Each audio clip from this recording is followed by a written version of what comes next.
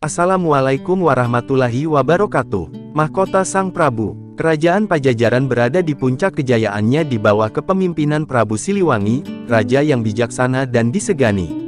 Namun, suatu malam, Resi Wangsakerta, seorang pertapa tua dari Gunung Salak, datang membawa ramalan.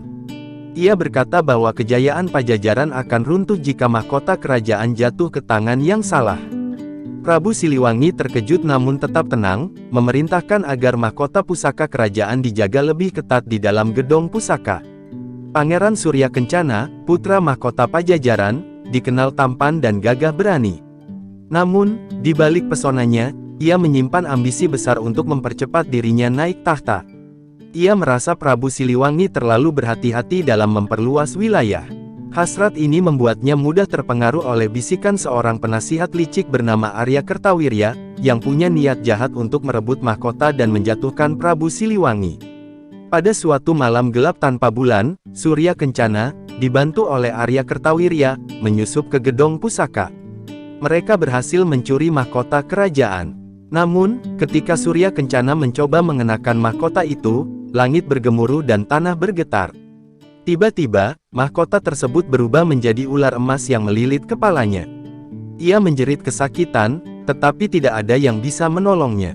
Prabu Siliwangi menemukan putranya tergeletak lemas dengan ular emas yang masih melilit kepalanya.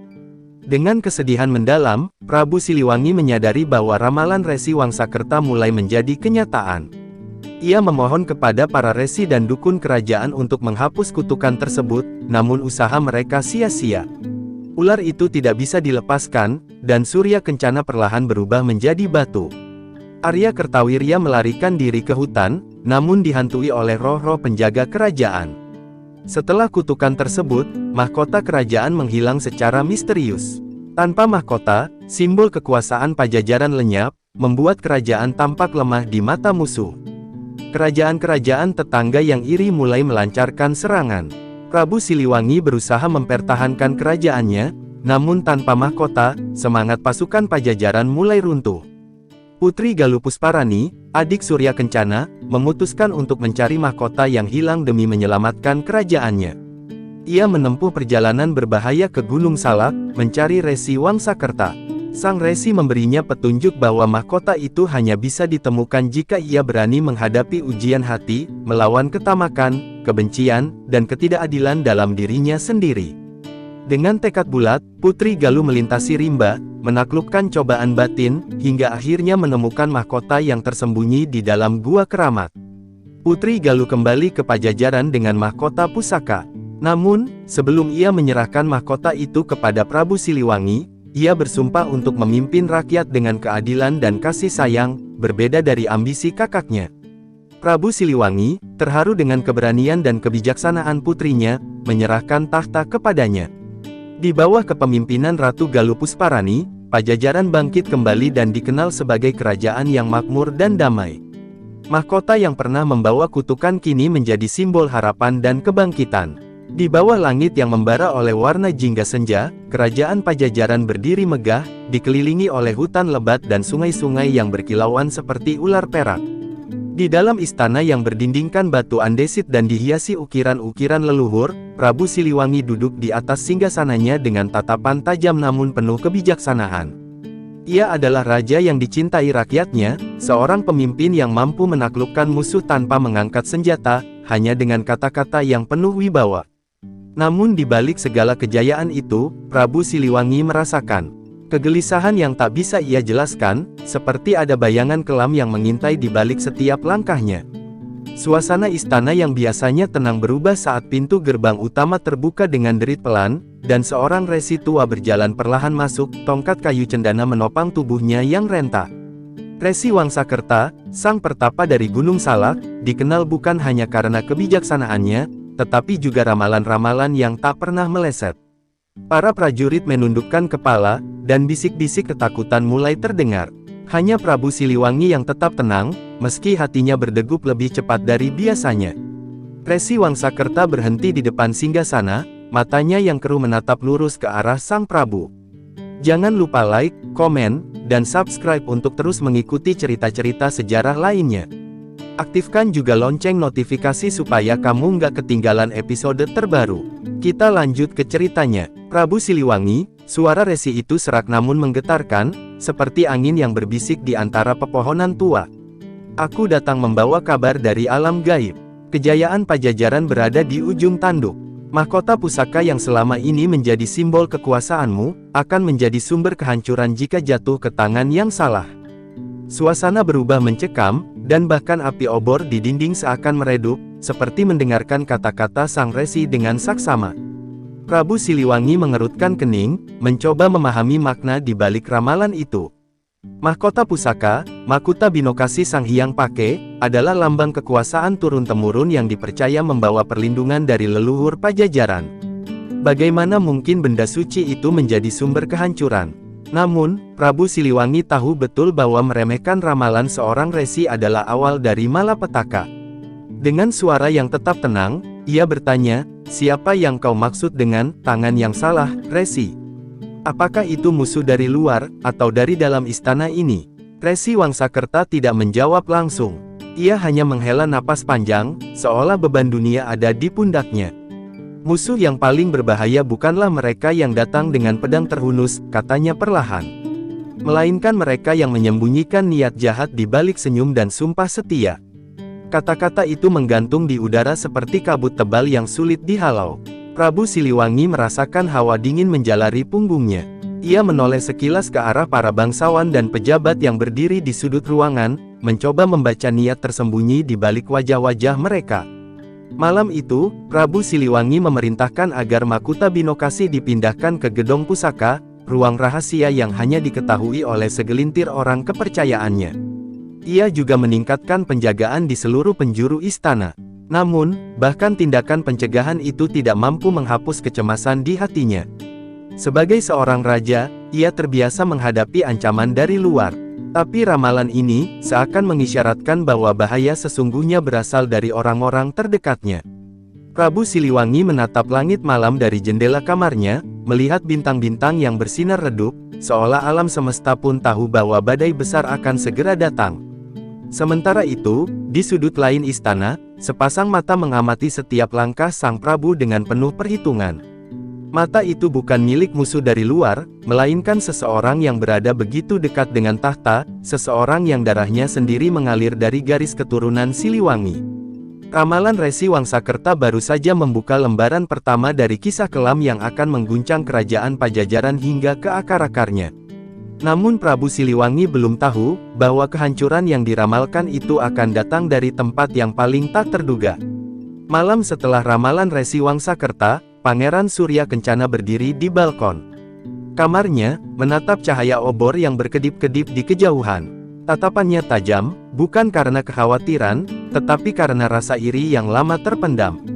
Ia adalah putra mahkota Pajajaran, pewaris sah tahta ayahnya, namun Prabu Siliwangi tak kunjung menyerahkan kendali kerajaan. Baginya, sang ayah terlalu berhati-hati, terlalu sibuk menjaga keseimbangan dan damai, sementara kerajaan-kerajaan tetangga tumbuh kuat dan memperluas wilayah mereka. Surya Kencana yakin, jika ia memegang tahta, Pajajaran akan menjadi kerajaan yang ditakuti dan disegani di seluruh Nusantara. Dalam pikirannya yang gelisah, terngiang kembali kata-kata Resi Wangsakerta tentang mahkota yang bisa menjadi sumber kehancuran. Tapi Surya Kencana menafsirkan ramalan itu berbeda. Baginya, kehancuran hanya akan datang jika mahkota tetap berada di tangan seorang raja yang terlalu lemah untuk bertindak. Ia mulai membayangkan dirinya mengenakan Makuta Binokasi, duduk di atas singgasana dengan rakyat yang bersorak memuji keberaniannya.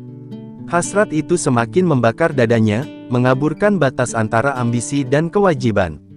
Di saat pikirannya berkecamuk, Arya Kertawirya, seorang penasihat muda yang cerdik namun licik, mendekatinya. Kertawirya sudah lama memperhatikan kegelisahan pangeran dan tahu bagaimana memanfaatkan ambisi itu.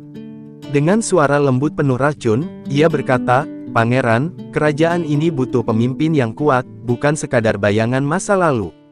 Prabu Siliwangi terlalu terikat pada ramalan dan ketakutan.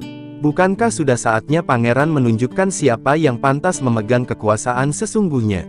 Kata-kata itu menusuk tepat di hati Surya Kencana, memperkuat keyakinannya bahwa inilah saatnya bertindak. Malam demi malam, Arya Kertawirya terus membisikkan ide-ide licik ke telinga Surya Kencana. Ia menyarankan agar pangeran merebut mahkota pusaka secara diam-diam, meyakinkannya bahwa dengan memegang mahkota itu, rakyat akan mengakui kekuasaannya secara otomatis. Ramalan itu hanya taktik untuk menakut-nakuti pangeran, katanya suatu malam, dengan senyum tipis yang hampir tak terlihat. Mahkota itu adalah kunci kekuasaan. Siapa yang memegangnya, dialah yang akan menguasai Pajajaran. Tak ada kutukan, hanya kekuatan. Awalnya, Surya Kencana masih ragu. Ia menghormati ayahnya, meskipun ia tidak setuju dengan cara Prabu Siliwangi memimpin. Tapi setiap kali ia berjalan melewati istana, melihat rakyat yang menurutnya membutuhkan pemimpin yang lebih tegas, keraguan itu perlahan menghilang. Di dalam dirinya, suara Arya Kertawirya semakin keras, mengalahkan suara hati nuraninya sendiri. Hingga akhirnya, pada suatu malam ketika bulan tersembunyi di balik awan gelap, Surya Kencana membuat keputusan yang akan mengubah nasibnya selamanya. Dengan bantuan Arya Kertawirya, Surya Kencana merancang rencana untuk menyusup ke gedong pusaka. Mereka memilih malam yang paling sepi, saat sebagian besar prajurit sedang bertugas di luar istana untuk menjaga perbatasan. Dengan langkah hati-hati, mereka melewati lorong-lorong rahasia yang hanya diketahui oleh bangsawan dalam, menuju ruangan di mana mahkota Binokasi disimpan. Di hadapan pintu besar bertatahkan emas itu, Surya Kencana merasakan detak jantungnya berdentum seperti genderang perang. Tapi dalam pikirannya, ini bukanlah pengkhianatan, ini adalah takdir. Ketika pintu gedong pusaka terbuka perlahan, cahaya dari mahkota pusaka itu memancar, menyilaukan mata mereka. Mahkota itu berdiri megah di atas sebuah altar batu, berkilau seperti bintang yang jatuh ke bumi. Tanpa ragu, Surya Kencana melangkah maju, jemarinya gemetar saat menyentuh benda yang selama ini hanya bisa ia pandangi dari jauh. Ia mengangkat mahkota itu tinggi-tinggi, merasakan kekuatan yang seolah mengalir dari logam dingin itu ke dalam dirinya. Tapi saat ia meletakkannya di atas kepala, tiba-tiba udara di ruangan itu berubah dingin. Langit di luar bergemuruh, dan bumi di bawah kaki mereka bergetar pelan. Surya Kencana merasa ada sesuatu yang salah, tetapi sebelum ia sempat melepas mahkota itu, sesuatu yang mengerikan terjadi. Begitu mahkota Binokasi bertengger di atas kepala Surya Kencana, angin dingin melesat menembus dinding-dinding batu gedong pusaka. Api obor yang sebelumnya menyala terang tiba-tiba meredup, menciptakan bayang-bayang menakutkan di sudut ruangan. Surya Kencana yang awalnya merasa bangga kini merasakan sesuatu yang aneh merambat di kulit kepalanya, dingin, licin, dan berat. Dalam sekejap, mahkota yang megah itu berubah bentuk. Logam emas yang berkilauan memanjang menjadi sisik-sisik mengilap, melilit kepalanya seperti ular emas hidup yang menyempitkan cengkeramannya. Surya Kencana menjerit keras, suaranya bergema di dalam ruangan batu itu. Teriakan pangeran menembus kesunyian malam, membuat Arya Kertawirya yang berdiri tak jauh darinya terperanjat. Namun alih-alih menolong, Kertawirya mundur beberapa langkah, matanya melebar melihat apa yang terjadi. Ular emas itu bukan sekadar lilitan, tetapi kutukan yang nyata. Setiap jeritan Surya Kencana membuat ular itu semakin erat melilit, seolah menikmati penderitaan sang pangeran. "Lepaskan, lepaskan!" Surya Kencana meraung, mencoba merobek makhluk mengerikan itu dari kepalanya, tapi sia-sia. Sisik-sisik emas itu menancap ke kulitnya, seakan sudah menjadi bagian dari tubuhnya. Arya Kertawirya, yang selama ini menjadi dalang di balik ambisi Surya Kencana, kini melihat kutukan itu dengan ngeri. Ia tak pernah membayangkan bahwa ramalan Resi Wangsakerta benar adanya. Dalam kepanikan, ia berbalik, melarikan diri keluar dari gedong pusaka, meninggalkan pangeran yang terus menjerit dalam kesakitan. Langkah kakinya menggema di lorong-lorong kosong istana, tetapi suara jeritan Surya Kencana tetap terdengar, memburu telinganya seperti bayangan yang tak bisa dihindari. Suara gaduh itu akhirnya membangunkan penjaga istana. Para prajurit berlarian menuju gedong pusaka, menemukan pintunya terbuka lebar. Di dalamnya, mereka melihat pemandangan yang mengerikan. Surya Kencana tergeletak di lantai batu, tubuhnya melengkung kaku, dengan ular emas yang masih melilit kepalanya. Darah menetes dari pelipisnya, namun wajahnya membeku dalam ekspresi ngeri. Para prajurit segera melaporkan kejadian itu kepada Prabu Siliwangi, yang tengah terjaga oleh firasat buruk sejak malam sebelumnya. Saat Prabu Siliwangi tiba di gedung pusaka, hatinya serasa diremukkan oleh pemandangan di depannya. Ia jatuh berlutut di samping putranya, menatap wajah Surya Kencana yang dulu penuh kehidupan, kini berubah pucat seperti mayat. Ular emas itu masih berkilauan, melilit kepalanya seperti mahkota kutukan. Prabu Siliwangi memerintahkan para resi dan tabib kerajaan untuk menyelamatkan putranya, tetapi semua usaha sia-sia. Setiap doa dan mantra yang dibacakan hanya membuat lilitan ular itu semakin kuat, seolah-olah kutukan itu tidak bisa dihapuskan oleh kekuatan manusia. Hari demi hari berlalu, dan tubuh Surya Kencana perlahan berubah menjadi batu. Dari ujung kaki hingga kepala, kulitnya mengeras, meninggalkan ular emas yang kini membatu bersama dirinya. Prabu Siliwangi hanya bisa berdiri terpaku, melihat putra satu-satunya berubah menjadi patung hidup di depan matanya. Keputusasaan memenuhi hatinya, namun di balik kesedihan itu, ada kemarahan yang membara. Ia tahu ini bukan sekadar kutukan, tetapi pengkhianatan dari darah dagingnya sendiri. Arya Kertawirya, sang penghasut, menghilang tanpa jejak. Beberapa mengatakan ia melarikan diri ke hutan belantara, bersembunyi dari murka sang prabu. Namun, legenda mengatakan bahwa Kertawirya dihantui oleh roh-roh penjaga kerajaan, dihukum untuk berjalan tanpa henti, mendengar jeritan Surya Kencana di telinganya selamanya. Sementara itu, Prabu Siliwangi menyimpan patung putranya di ruang terdalam istana, sebagai pengingat akan bahaya ambisi yang tak terkendali. Namun, tragedi ini hanyalah awal dari kehancuran yang lebih besar.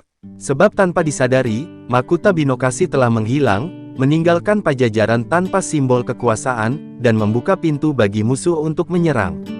Pajajaran kini berada dalam kegelisahan yang mendalam. Tanpa mahkota Binokasi, kerajaan yang dulunya kokoh bagaikan batu karang, kini bagaikan kapal yang kehilangan kemudi di tengah badai. Prabu Siliwangi, meskipun hati dan jiwanya terluka oleh kejadian yang menimpa putranya, tetap berusaha mempertahankan kewibawaan kerajaan. Namun, rasa takut dan kecemasan mulai merayapi setiap sudut istana. Para pejabat dan bangsawan mulai mendiskusikan masa depan kerajaan dengan suara pelan, khawatir tentang bagaimana kekuasaan yang tak lagi jelas akan mempengaruhi kestabilan negara. Tanpa mahkota pusaka, lambang otoritas yang paling sakral di Pajajaran, para musuh mulai menghidu kelemahan kerajaan. Kerajaan-kerajaan tetangga yang sudah lama mengincar Pajajaran kini merasa inilah saat yang tepat untuk menyerbu. Di selatan, kerajaan Sunda mulai mengirimkan utusan, menguji kekuatan Pajajaran. Di utara, kerajaan Galuh juga bersiap untuk memanfaatkan ketidakpastian yang melanda. Rakyat Pajajaran merasakan ketegangan ini, namun mereka tidak tahu harus berharap pada siapa. Di tengah kegelapan itu, sebuah bayangan baru muncul, menawarkan harapan yang terasa menggiurkan. Di dalam gedung pusaka, Prabu Siliwangi terbaring di lantai, menatap patung putranya yang kini menjadi batu. Setiap malam, ia mendekati patung itu, memegang tangan batu Surya Kencana, merasakan seakan ada hidup yang masih terpendam di dalamnya. Apakah ini hukuman untukku? Pikirnya, perasaan bersalah dan kehilangan menghimpit dada. Namun di balik kesedihan itu, amarah mulai tumbuh. Ia menyalahkan dirinya sendiri atas kesalahan mendidik putranya. Jika saja ia lebih tegas, jika saja ia lebih memperhatikan ambisi yang berkembang di dalam hati anaknya, mungkin semuanya tak akan berakhir seperti ini. Namun, satu hal yang tidak bisa ia lupakan, kutukan itu. Ramalan yang disampaikan oleh Resi Wangsakerta kini semakin jelas. Prabu Siliwangi sadar, bahwa mahkota Binokasi yang selama ini dianggap sebagai simbol keberuntungan ternyata menyimpan bahaya. Mahkota itu, yang menjadi sumber kekuatan dan kebesaran, ternyata juga membawa kutukan yang menghancurkan. Ia bertanya-tanya, apakah masih ada jalan untuk mengatasi kutukan ini dan mengembalikan kejayaan Pajajaran, ataukah semuanya sudah terlambat? Di tengah pergolakan batinnya, Prabu Siliwangi memutuskan untuk melakukan perjalanan ke Gunung Salak, tempat di mana Resi Wangsakerta bersembunyi. Ia berharap, mungkin sang resi memiliki cara untuk membebaskan anaknya dari kutukan yang melilit. Bersama beberapa pengawal terdekat, ia melakukan perjalanan panjang, melintasi hutan lebat dan sungai-sungai yang mengalir deras, menempuh medan yang penuh bahaya. Setiap langkahnya terasa semakin berat, seiring dengan beratnya beban di hati sang raja. Di Gunung Salak, Resi Wangsakerta menanti dengan penuh kesabaran. Ketika Prabu Siliwangi tiba di hadapannya, resi tua itu hanya tersenyum penuh makna. "Aku tahu kau akan datang," katanya, suaranya rendah namun penuh kekuatan. "Bukan hanya karena takdir, tetapi karena kau sudah tahu, tak ada jalan kembali. Namun, kutukan ini bukanlah akhir dari segalanya.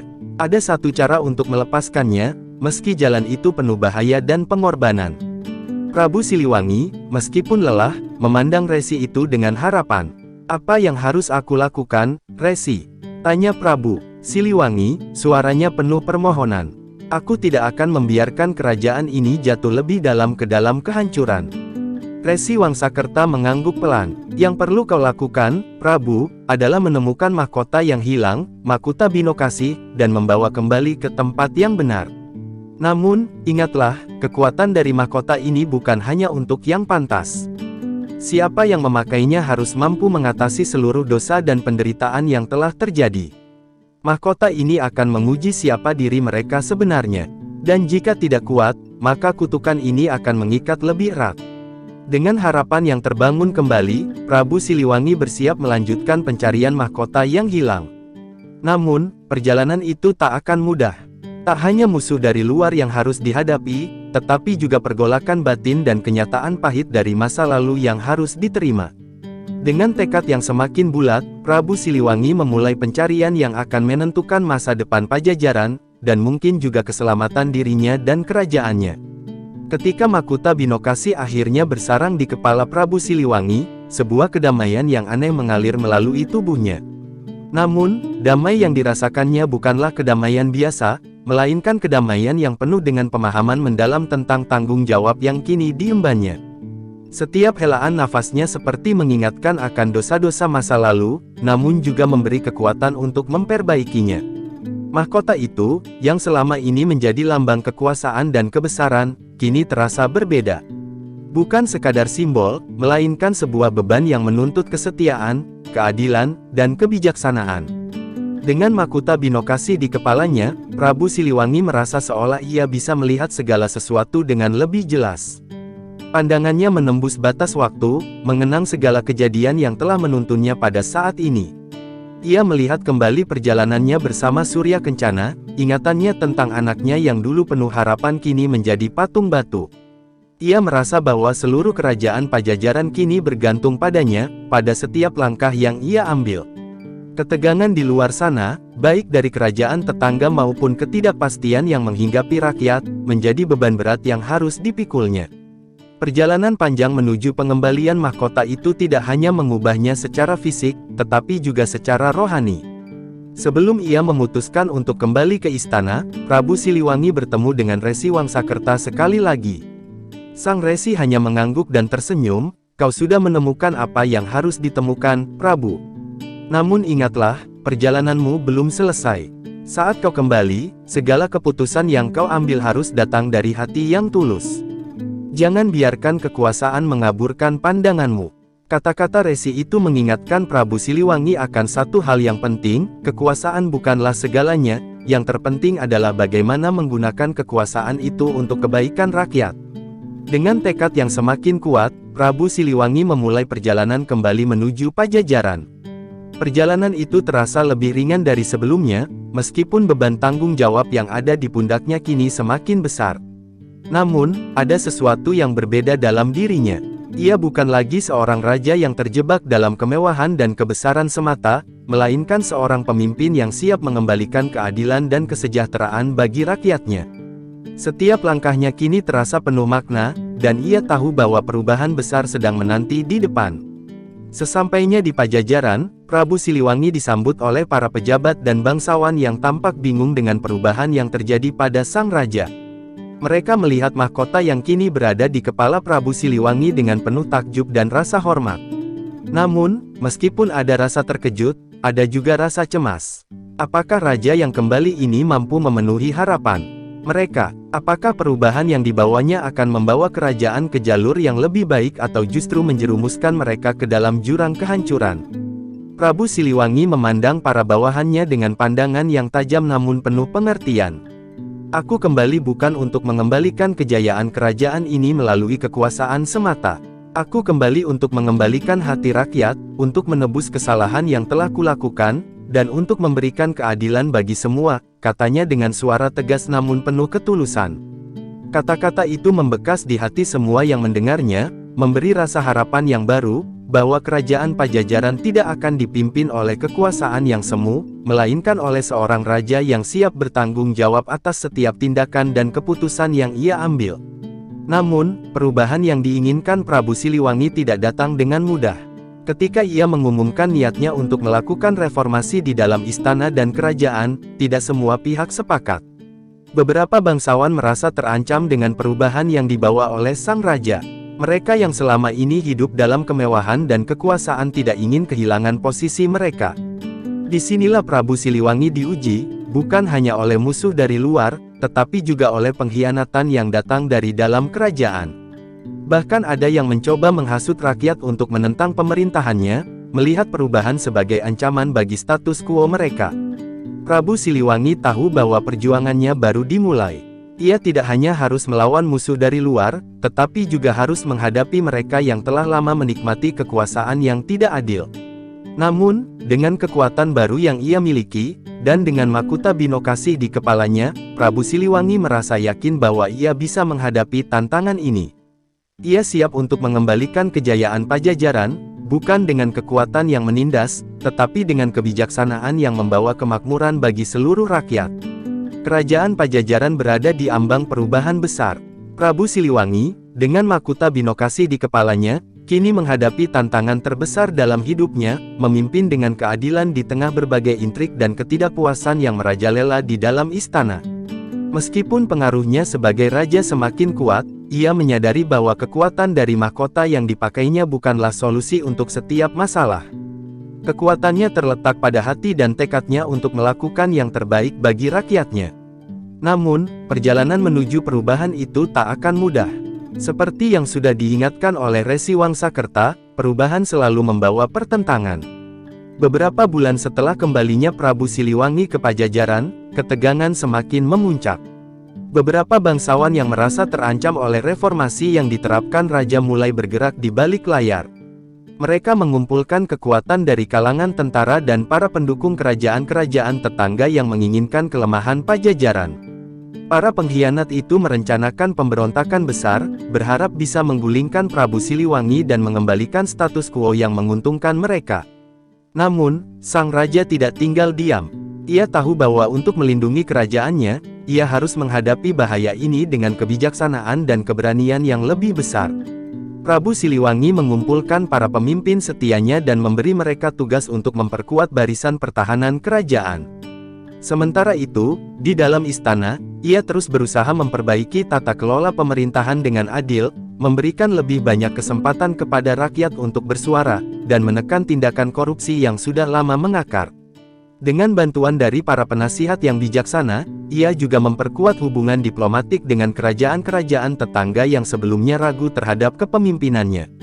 Namun, dalam hatinya, Prabu Siliwangi tahu bahwa pemberontakan itu takkan terhindarkan. Ketika pemberontakan akhirnya meletus, Pajajaran dilanda kekacauan. Pemberontak menyerbu istana dan beberapa kota strategis, namun mereka tidak menyangka bahwa Prabu Siliwangi telah mempersiapkan segala sesuatunya dengan matang. Dengan mahkota binokasih yang menyatukan kekuatan dan kebijaksanaan dalam dirinya, sang raja memimpin pasukannya dengan penuh keberanian. Ia bukan hanya seorang pemimpin, tetapi juga seorang pejuang yang siap mengorbankan segalanya demi kerajaan yang telah dibangunnya. Pasukan kerajaan yang setia berjuang dengan gigih, berhadapan dengan pasukan pemberontak yang terpecah-pecah dan tidak terorganisir. Dalam pertempuran yang sengit, Prabu Siliwangi menghadapi kepala pemberontakan yang merupakan salah satu bangsawan tinggi yang dulu mengkhianatinya. Ketika keduanya berhadapan di medan perang, suasana terasa begitu berat, seperti dua dunia yang saling bertabrakan. Pemberontak itu, yang dulunya merupakan sahabat Prabu Siliwangi, kini berdiri di hadapannya sebagai musuh yang harus dihentikan demi kelangsungan kerajaan. "Kau telah berubah, Siliwangi. Kau bukan lagi raja yang kami kenal," kata pemberontak itu, suaranya penuh dengan kebencian. "Kau lebih memilih rakyatmu daripada kami, para bangsawan yang telah berjuang membangun kerajaan ini." Prabu Siliwangi menatap mata musuhnya dengan penuh penyesalan. Aku bukan raja untuk diri sendiri, tetapi untuk rakyat. Tanpa mereka, tidak ada kerajaan yang dapat bertahan, jawabnya dengan suara penuh ketegasan. Kau tidak mengerti bahwa sejatinya kekuasaan adalah untuk melayani, bukan untuk menindas. Mereka bertarung dengan sengit, namun akhirnya, dengan keberanian dan kebijaksanaan yang terlahir dari pengalamannya selama perjalanan panjang, Prabu Siliwangi berhasil mengalahkan mantan sahabatnya itu, memberikan pelajaran yang keras tentang pengorbanan dan pengabdian. Setelah pemberontakan dapat dipadamkan, Prabu Siliwangi kembali memimpin Pajajaran dengan penuh kehati-hatian. Ia menghapuskan segala bentuk penindasan dan memberikan kebebasan bagi rakyat untuk hidup lebih layak. Pada akhirnya, kerajaan Pajajaran kembali mencapai kemakmuran. Prabu Siliwangi dikenal bukan hanya sebagai raja yang kuat, tetapi juga sebagai pemimpin yang penuh kebijaksanaan dan pengertian. Ia belajar bahwa kekuatan sejati terletak pada kemampuan untuk memimpin dengan hati, mengatasi semua godaan kekuasaan, dan selalu mengutamakan kebaikan rakyatnya. Namun, meskipun kerajaan Pajajaran kembali stabil dan makmur, Prabu Siliwangi sadar bahwa waktunya sebagai pemimpin sudah mendekati akhir. Dengan mahkota Binokasi di kepalanya, ia memutuskan untuk mengundurkan diri secara damai dan menyerahkan tahta kepada penerus yang dianggap layak, seorang pemimpin yang diharapkan dapat menjaga nilai-nilai yang telah ia perjuangkan. Dalam masa tuanya, Prabu Siliwangi memilih untuk menghabiskan waktunya dalam kedamaian, mengenang perjalanan panjang yang telah mengubah dirinya dan kerajaannya. Sebagai seorang raja yang telah mencapai kedamaian, ia tahu bahwa perjalanan hidupnya akan dikenang oleh rakyat Pajajaran selamanya, sebagai simbol keadilan, kebijaksanaan, dan pengorbanan yang abadi.